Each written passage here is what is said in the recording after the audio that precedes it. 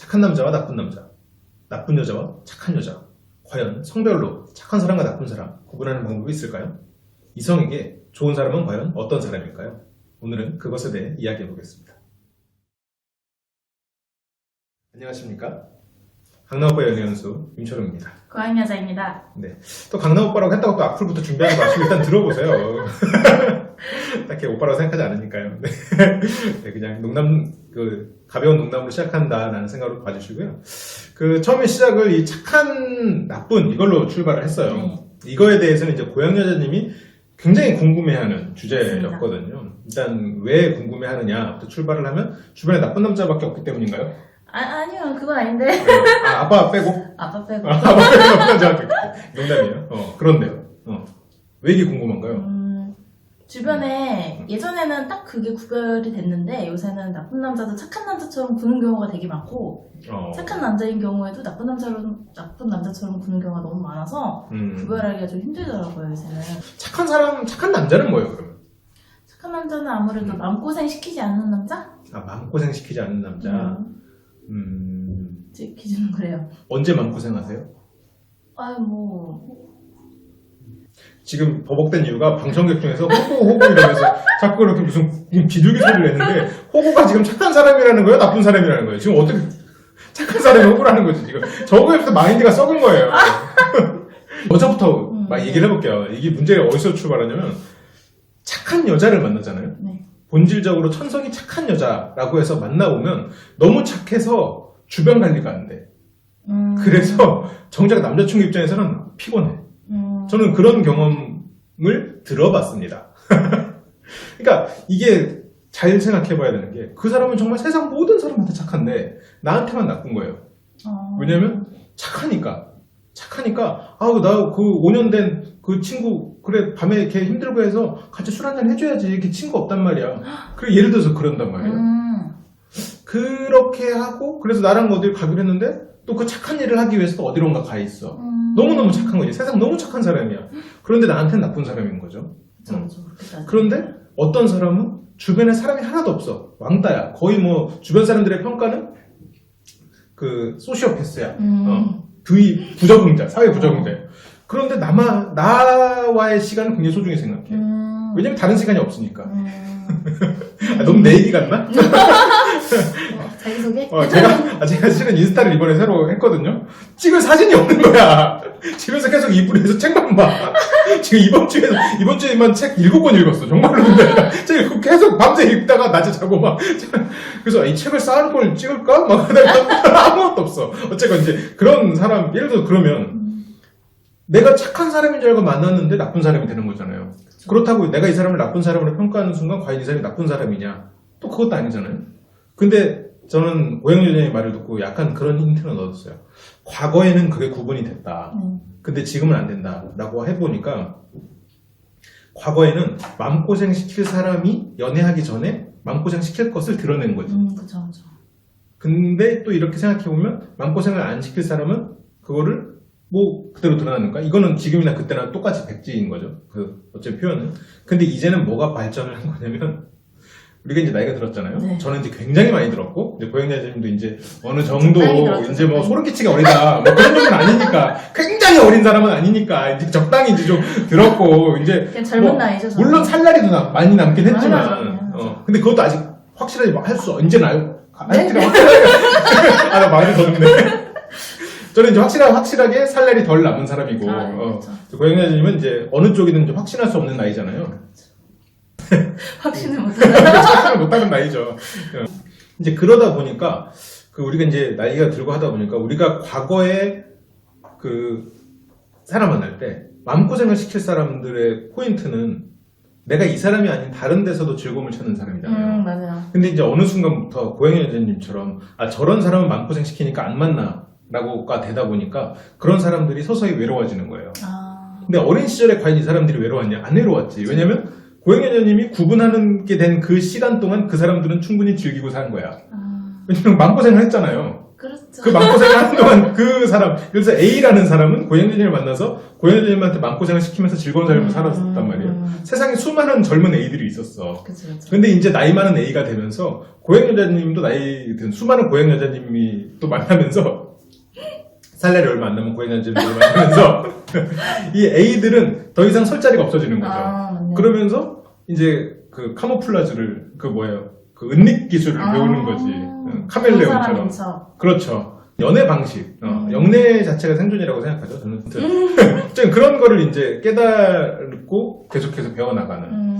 그러면 어차피 이 사람들은 구분이 안 되는 시점이 오고 또 하나 문제는 마음고생을 안 시키던 그런 순수한 착한 사람들은 또 반대로 세상 착한 사람들인데 나한테만 나쁜 사람들한테 계속해서 대어온 거예요. 그러면서 이게 어느 시점에서부터는 지금 고양이 지아님의 지적처럼 구분하기가 힘들어진 게 아니라 구분 자체가 무의미해지는 순간이 와버리는 거예요. 그래서 결국 만나면 이 사람이 저 사람이다. 그런 결론에 이제 이르르는 더 연령대 있으신 어느 분의 술자리 한탄을 제가 들은 적은 있어요. 야, 만나보니 그분이 그분이시더라. 뭐 이렇게 이제 그 말씀을 하시더라고요. 그러면 결국 중요한 거는 어느 정도 우리가 나이가 들고 경험이 쌓이고 하면은 결국 내가 그 큰 가치를 가지면 이 사람이 나쁜 사람이 될 수 있는 것을 안 하는 것 같긴 해요. 이 사람이 누군가를 만나서 나쁜 사람이어도 이 사람이 나를 잃기 싫으면 좀 착한 척을 하겠지. 근데 이게 나중에는 어쨌든 다시 돌아오는 거잖아요. 그렇죠. 사람은. 그건 그래. 그게 문제니까. 자기 천성이 있긴 하죠. 네. 사람은 고쳐 쓰는 거 아니라고. 아, 그래요? 아, 그래요? 최근에 많이 들어서. 좀 고치려는 노력을 했었나 봐요. 아니, 제가 고치려고 노력한 게 아니고 그런 얘기를 많이 들었거든요. 연령대 높으신 분들한테. 고치려고 노력하는 것에 대해서 상담을 하니까 그분들이 그런 말 해준 건 아니에요? 이해 안 물었죠? 영상 나중에 볼 거예요. 지금 어금니 보였네. 여기 탁 올라갔다 들어가는데, 아무튼 고쳐 쓰는 게 아니라는 표현은 한편으로는 굉장히 이거 좀 제가 세게 말하면 좀 오만한 표현일 수도 있어요. 왜냐면 사람은 포기할 걸 포기하고 상대에 대해서 내가 기대감도 포기하고 그리고 나에 대해서도 좀 바꿔가면서 이렇게 좀 맞춰가는 게 어떻게 보면 연애인데 이렇게 고쳐 쓴다라는 표현은 나는 제자리에 있으면서 이 사람을 나에게 맞추겠다라는 심리잖아요. 고쳐 쓴다는. 그쵸. 그럼 고쳐 쓰지 않는다는 나는 그대로 있고 이 사람이 나랑 맞지 않으면 나는 다른 사람을 만난다. 이렇게 되면 실은 굉장히 고쳐 쓰는 거 아니야라는 표현 자체는 굉장히 능동적인 표현 같지만 실제로 그 사람은 수동적인 사람이잖아요. 왜냐하면 그 사람은 변하지 않겠다는 의지가 약간 전제로 밑에 깔려있는 말이니까. 그래서 실은 나는 약간 액체 괴물 같은 사람이어야 된다라고 스스로가 좀 생각할 필요는 있을 것 같아요. 그러니까 액체 괴물은 유행해서 한번 해봤어요. 요즘 애들이 좋아하는 것 같아서. 미안합니다. 난 살날이 얼마 안 남은 사람이니까 그런 거 감안해줘야 돼요. 그래서 이 누군가한테 이런 마음을 주고 받고 이렇게 하는 과정에서는 고쳐 쓴다라는 표현보다는 실은 내가 맞춰간다. 그리고 포기할 건 좀 포기해준다. 근데 이제 그런 와중에서는 양보할 수 없는 마지노선이 있어야지. 내가 이제 이 사람한테서 절대 내가 포기할 수 없는 것을 가진 사람은 애초에 안 만나야지. 그리고 만나서 선택을 했으면 실은 그 자리에서는 계속 노력을 해야 되는 거예요. 그러니까 최소한의 마지노선이 있는 상태에서 만나서 노력을 하는 건데 고쳐 쓴다라는 표현은 안 맞으면 그냥 바꿔 한다는데 그쵸. 그게 젊을 때는 돼요. 나이 들어서는 잘 안 돼. 쉽지 않습니다.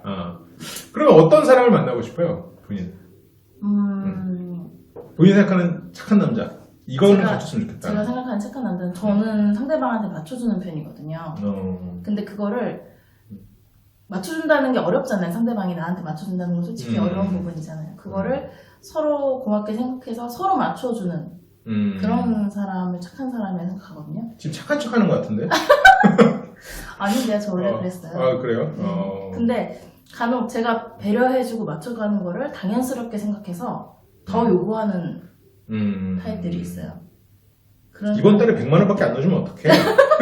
약간 이런 느낌인가요? 약간 그런 거? 저는 그런 사람이 좀 착한 쪽이 아닌가. 좀 그런 면은 있는 것 같아요. 우리가 이제 뭔가를 누구한테 잘해주는 사람들은 대체적으로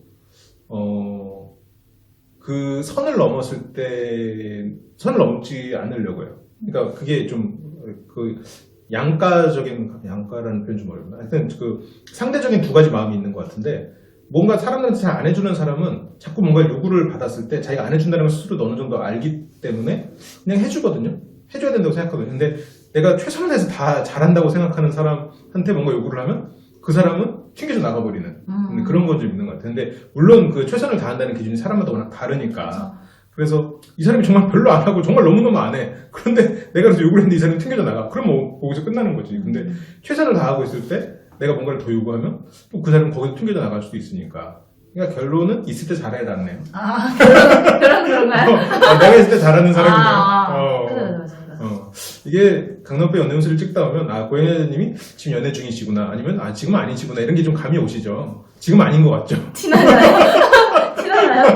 있을 때 잘하지. 내가 지금 이렇게 됐잖아. 이런 원망스러운 메모를 남기고 있죠. 메시지를 남기고 있죠 지금. 약간 그런 느낌이 없잖아 있네요. 티가 나는군요. 주변에 남자들은 모르는 나쁜 여자. 좀 예를 들어볼 수 있을까요? 뭐 예를 들면 남자도 마찬가지겠지만 여러 남자한테 연락을 하고 여지를 주고 그리고 연락이 잘 안 되고 그리고 대체적으로 아닐 수도 있지만 제가 들었던 분들은 주로 술을 좋아하시더라고요. 지금 방청객 제 얘기 아닙니다. 고양이라는 얘기 아니냐는 소리가 지금 여기저기서 들리는데. 근데 술을 좋아한다는 게 저는 지금은 끊었거든요. 네, 그렇죠. 끊었거든요. 근데 저는 그래도 만나더라도 친구들 다 같이 만나지 나쁜 사람들은 남자와 단둘이 그런 자리를 더 원하는? 남자와 단둘이 남을지언정 시작은 여럿이 하고. 그런가 보네요. 저는 아닌데. 그래요? 저는 아닌데. 저는 둘 만나게 기다려요, 그냥. 그래서 끝에 남자가 나오면 러탕이나 하고 집에 가고 그러죠. 또 그런 거 아닌가요? 그럴 수 있겠네요. 네네. 그렇군요. 그리고 요구하는 게 많고. 결국 나쁜 사람은 그러면 남자든 여자든 고마워할 줄 모르는 사람이네요. 그렇죠. 이제 그렇게 생각하면 그 말로 연결될 수도 있는 것 같아요. 남자는 이래야 돼, 여자는 이래야 돼. 이런 표현이 실은 어떻게 보면 굉장히 고마움을 없애는 말 중에 하나잖아요. 왜냐면 남자는 이래야 되고 여자는 이래야 되는 말이 들어가는 순간 실은 그 사람이 나한테 해주는 고마운 일들이 당연한 일들이 돼버리니까 그러면 나는 감사할 줄 모르게 되고 실은 누구한테 감사하지 못하면 그 시간이 지나면 지날수록 그 연애에 대해서 나는 뭔가를 준다는 생각을 하니까 마음 한구석, 무의식 한구석에서는 나는 손해를 보고 있고 이것은 안 좋은 것이야 라고 생각이 들면서 계속해서 그 연애를 안 하고 싶어 하고 다른 데로 눈을 돌리겠죠. 그러다가 딱 깨지면 어느 순간에 그게 좋은 거였구나 하고 돌아봐봤자 이제 자기가 할 곳은 없게 되는 그런 거군요. 그러면 결국 감사할 줄 알아라가 되겠네요. 왜냐면 술 끊으시더니 머리가 그냥 굉장히 현자의 마인드로. 그렇죠. 고살이 됐어요. 그러네요. 술 끊으신 지 벌써 4일 되셨잖아요.